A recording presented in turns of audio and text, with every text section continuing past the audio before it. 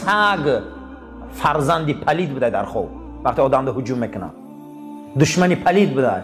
و بین شما ده مردمایی هست که روز خاندانی من ده هجوم میکنن، کسی اولاد پیغمبر ده هجوم میکنن، نسل رسول ده هجوم میکنن، او سگای. برای همین عزیزا این خیلی گمان نکنیم که قیامت ده بسیاری ما به همین صورت هاییم. دعا کنیم که به همین صورت ها خیزیم، دعا کنیم که به همین خیزیم. خدای نکرده آن روز افلا یعلم اذا بعثر ما فی القبور و حصل ما فی الصدور. نمیم آن چیزی که در تمام وجود شما بود آن روز میگه حصل میزنه رو میبرویا.